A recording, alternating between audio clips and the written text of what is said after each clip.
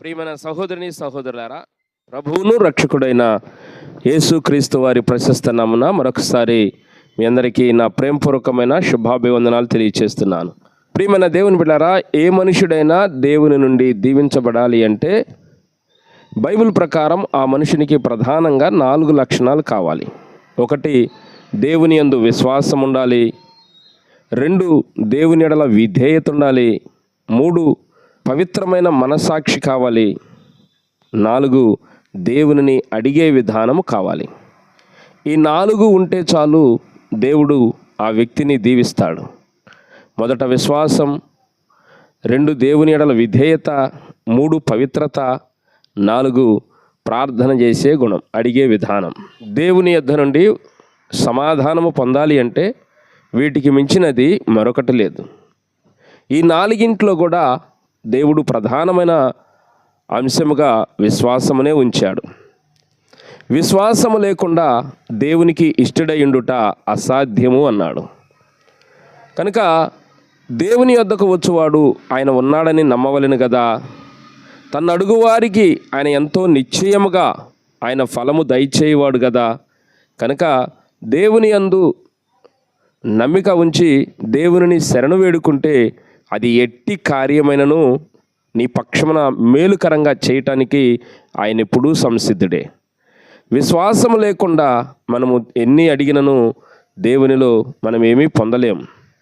అందుకనే ఎఫెసీ పత్రికలు అన్నాడు, మీరు విశ్వాసము ద్వారాను కృపచేతనే రక్షింపబడి ఉన్నారు. ఇది మీ వలన కలిగినది కాదు, ఇది దేవుని వరమే.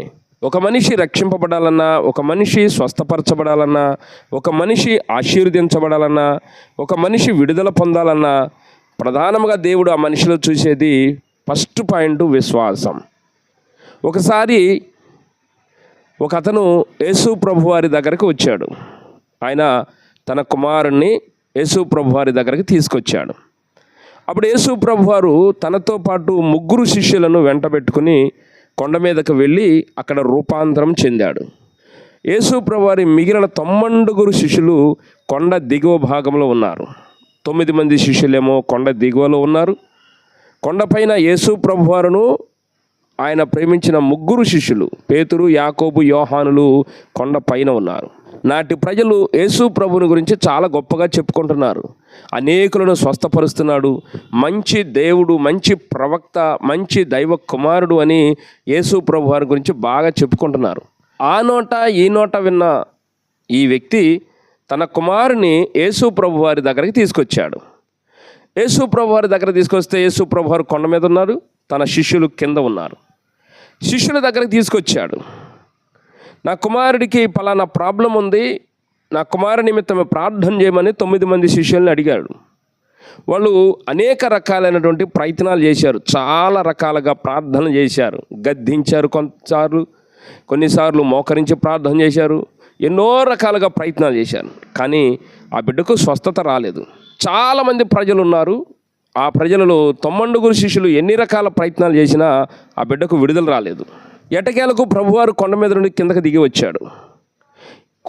కొండ మీద నుండి కిందకి దిగి వస్తున్న యేసు ప్రభును చూసిన ఈయన అమాంతంగా యేసు ప్రభు వారి దగ్గరికి వెళ్ళి ఆయనకు మొక్కి, ప్రభువా, నా కుమారుని స్వస్థపరచుము, నీ శిష్యుల యొద్దకు తీసుకొచ్చాను, అది వారి వల్ల కాలేదు, నీ వలన ఏమన్నా అయితే, నీకు సాధ్యమైతే నా కుమారుని స్వస్థపరచమని అడిగాడు.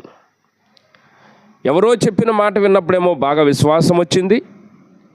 శిష్యుల దగ్గరకు వచ్చినప్పుడు కార్యం జరగకపోతే ఆ విశ్వాసం కాస్త సన్నగిలిపోయింది. ఏదో ఒక రాయి వేద్దాం చివరిగా అన్నట్టుగా ప్రభువుని అడిగాడు. నీ శిష్యుల యొద్దకు తీసుకొచ్చినప్పుడు అది వారి వల్ల కాలేదు అన్నప్పుడు ప్రభువుకి ఎంతో కోపం వచ్చి తన శిష్యులను చూసి, విశ్వాసము లేని మూర్ఖతరము వారలారా, మీతో నేను ఎంతకాలం ముందునని వారిని గద్దించాడు. ఎందుకంటే అంతకుముందే వారికి అభిషేకమును ఇచ్చాడు.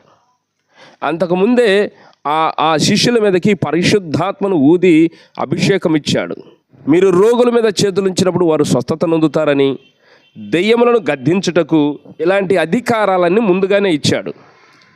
కొన్ని రోజుల నుంచి వాళ్ళు ఆ పరిచర్య చేస్తూనే ఉన్నారు. కానీ ఇక్కడికి వచ్చేటప్పటికి ఈ కుమారుని విషయంలో వారి వల్ల కాలేదు. ఈ వల్ల కాకపోయేటప్పటికి ప్రభువుకి కొంత కోపం వచ్చింది.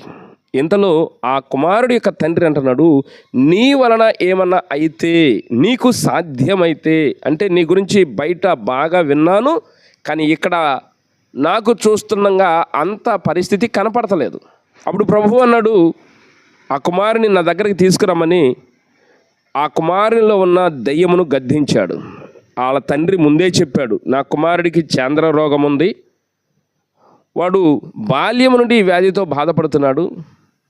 ఆ చంద్ర రోగం రావడానికి ఒక అపవిత్రాత్మ పట్టింది. ఆ అపవిత్రాత్మ వాడిని ఎప్పుడైతే పట్టిద్దో వాడు అగ్నిలోనూ నీళ్ళలోనూ తరచుగా పడుతూ ఉంటాడు అని ఆ బిడ్డ యొక్క పరిస్థితి అంతా కూడా తండ్రి వివరించాడు. శిష్యుల వల్ల కాలేదు, ప్రభు ఆ దురాత్మను గద్దించాడు. ఆ దురాత్మ ఆ బిడ్డను విలవిల్లాడించి వదిలిపెట్టి పోయింది. అప్పటికప్పుడే ఆ కుమారుడు స్వస్థత నొందాడు. దేవునికి స్తోత్రం. అందరూ వెళ్ళిపోయారు. తర్వాత శిష్యులు యేసు ప్రభువారు ఒంటరిగా ఉన్న వేళలో యేసు ప్రభువారిని అడిగారు, అయ్యా, మీరు మాకు అధికారాలు ఇచ్చారు, చాలా ప్రార్థన చేస్తే చాలా కార్యాలు జరిగినాయి, మరి ఈ కార్యం ఎందుకు జరగలేదు అని అడిగారు. అప్పుడు అన్నాడు, మీ అల్ప విశ్వాసమే.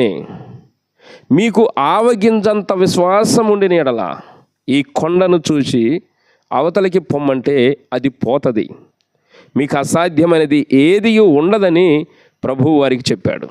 ప్రియమైన దేవుని బిడ్డలారా, ప్రభువునందు విశ్వాసం ఉంచిన మనము కూడా కొంత పర్సెంటేజ్ మాత్రమే నమ్మిక ఉంచుతాం, కానీ కంప్లీట్ విశ్వాసం మనకు ఉండదు. ఆవగింజంత విశ్వాసం అంటే ఏదో ఆవగింజ చూడటానికి పరిమాణంలో చిన్నగా ఉంటుంది కాబట్టి కొద్దిగా విశ్వాసం ఉంటే చాలు కార్యం జరిగిద్ది అనుకుంటే పొరపాటే. ఆవగింజ అని ఎందుకు పోల్చాడంటే దేవుని యొక్క మాట అంత గాంభీర్యముగా ఉంటుంది, సూక్ష్మములో ఉన్నతమైన స్థితిని కల్పించగలిగినాడు.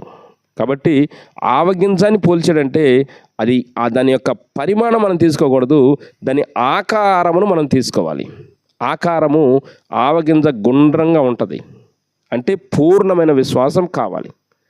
నీవు రక్షణ పొందాలి అన్నా నీకు ప్రభువు పట్ల పూర్ణమైన విశ్వాసం కావాలి. నీకు స్వస్థత రావాలన్నా ప్రభువునందు విశ్వాసం ఉంచాలి. నీకు ఏ కార్యం జరగాలన్నా ప్రభువునందు పరిపూర్ణమైన విశ్వాసం నీకు కావాలి.